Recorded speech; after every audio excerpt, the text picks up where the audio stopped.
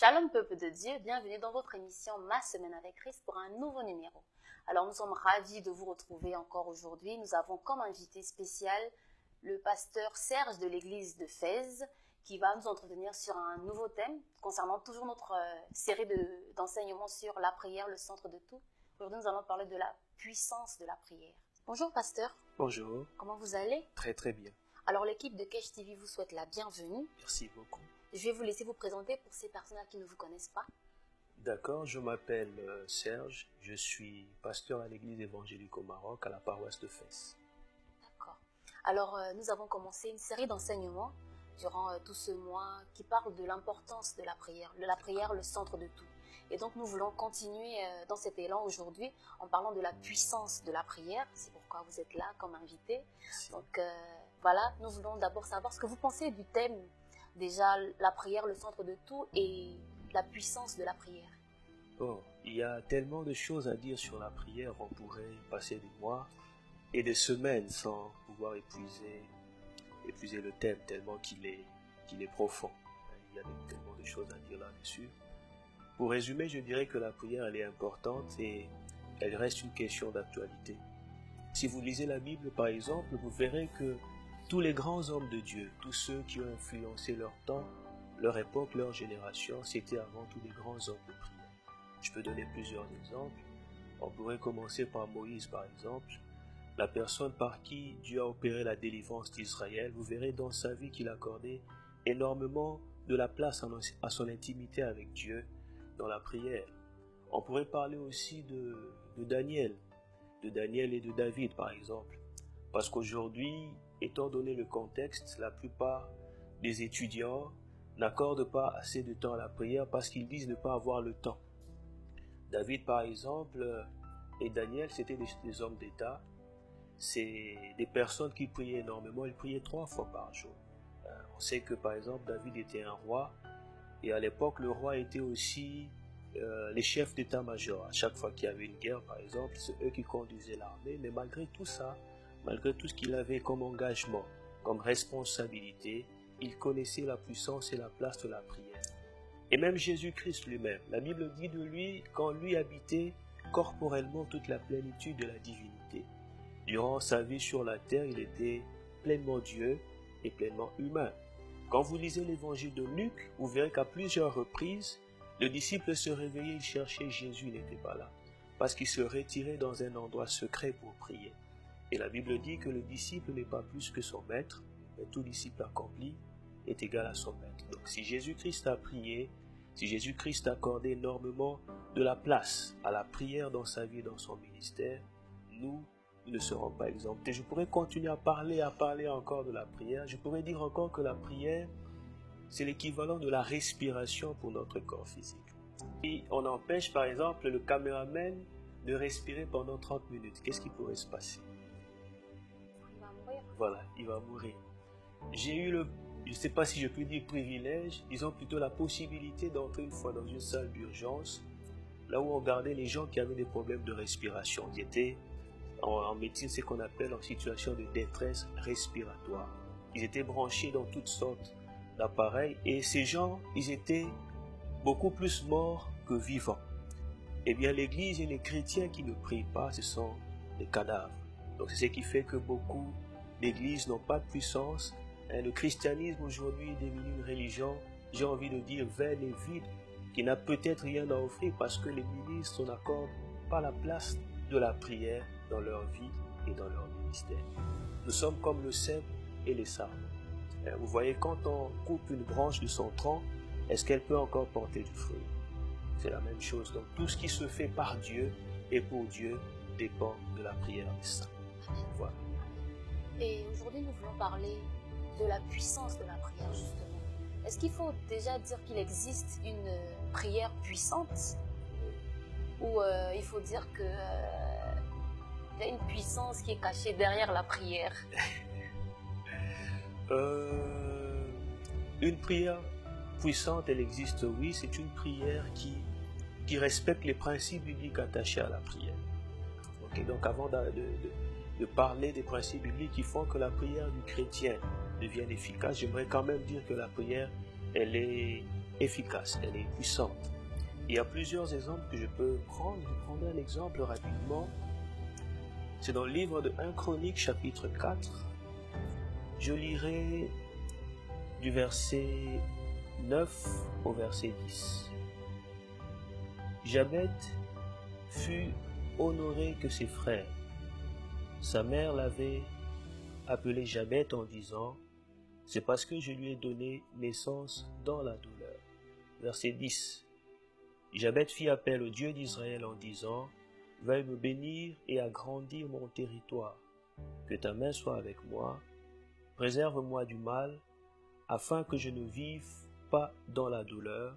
Et Dieu lui accorda ce qu'il avait demandé. La première chose qui frappe quand on lit ce texte, c'est la place. C'est la place de son histoire, la place que l'auteur accorde à cette histoire, à l'histoire de Jabet. Tous les versets qui viennent avant et tous les versets qui viennent après, on parle de généalogie. Tu sais, quand on lit les généalogies, c'est pas très simple, c'est des noms un peu compliqués, un peu bizarres à prononcer. Et au beau milieu de tout ça, c'est comme si l'auteur se rappelle qu'il avait quelque chose d'important à dire. Au beau milieu de cette lecture difficile et aride, l'auteur introduit une note de douceur en nous parlant d'un monsieur qui s'appelle Jabet. Et ce qui est encore frappant, c'est que ce Jabet en question n'est pas une star dans la Bible. Ce n'est pas quelqu'un qui a accompli quelque chose d'extraordinaire dans la Bible. Il n'était pas prophète, il n'était pas roi, il n'était pas grand-chose. Un anonyme, un peu comme moi, un peu comme toi. Et le seul mérite de Jabet, c'est qu'il avait prié. J'ai envie de dire que tu peux devenir important, tu peux marquer ton histoire, ton temps, ta génération, si un jour tu choisis simplement de prier. Et la première fois que j'avais médité cette histoire avec mon épouse, elle m'a demandé, est-ce qu'à part ces versets, ces 2 ou 3 versets où on parle de Jabet, est-ce qu'il y a un autre verset où on parle de ce monsieur? Il n'y en a pas. Son seul mérite, c'est qu'il avait prié. Et il y a plusieurs choses à dire sur Jabet. La première chose à dire, c'est son nom.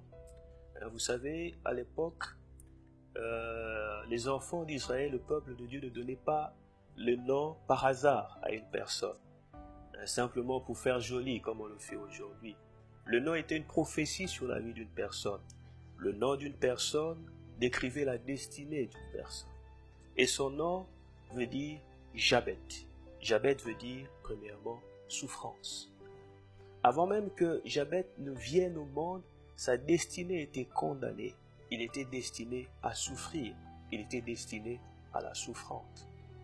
Et le texte dit que sa mère l'a appelé ainsi, c'est parce qu'il avait enfanté dans la souffrance.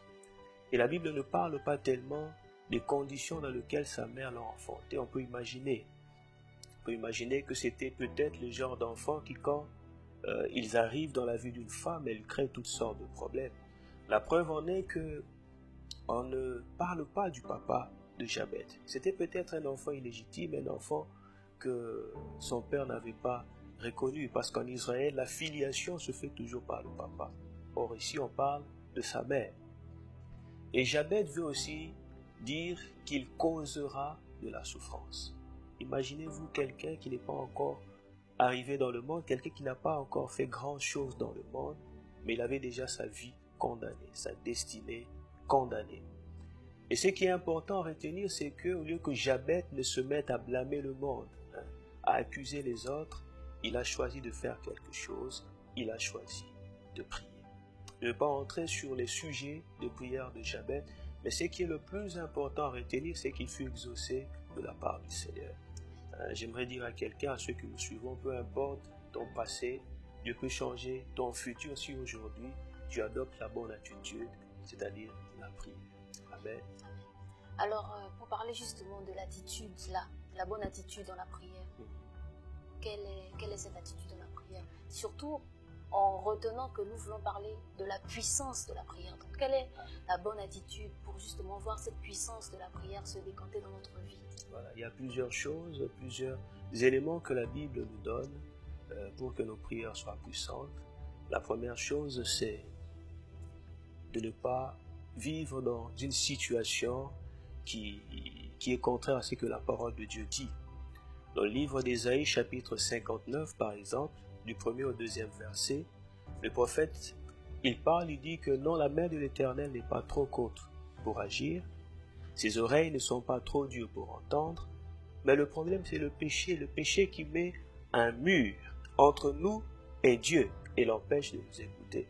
Donc Dieu n'est pas un vieillard sénile, dépassé par les circonstances et les événements de notre vie. Dieu est puissant. Il créa le monde, le ciel et la terre par sa parole.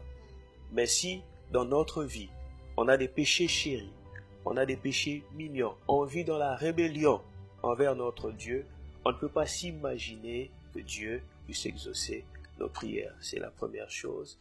Et la deuxième chose que je pourrais aussi rapidement parler, c'est la foi. Dans Hébreux chapitre 11, l'auteur du livre parle énormément de la foi. Il dit que sans la foi, il est impossible de lui être agréable. Il dit que celui qui s'approche de Dieu doit savoir premièrement qu'il existe et il rémunère ceux qui le cherchent.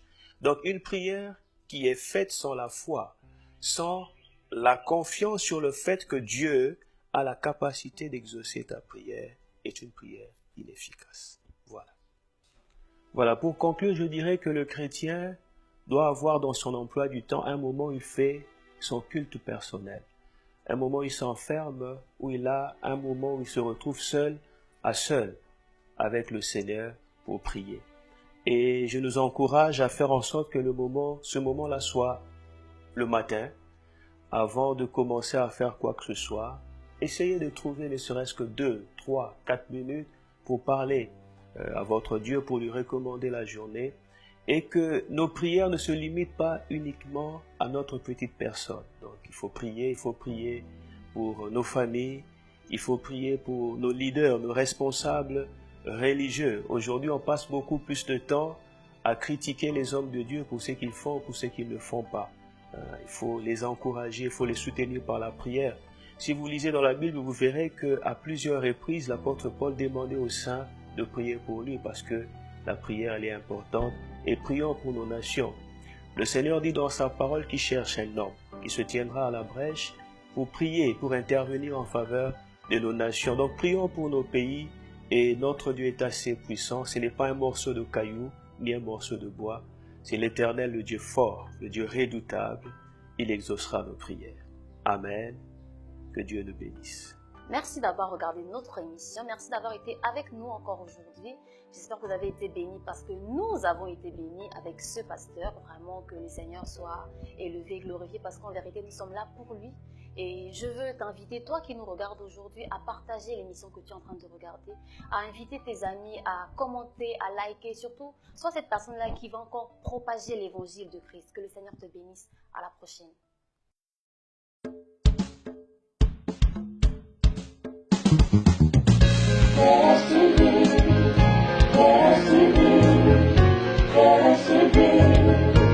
I shall go through.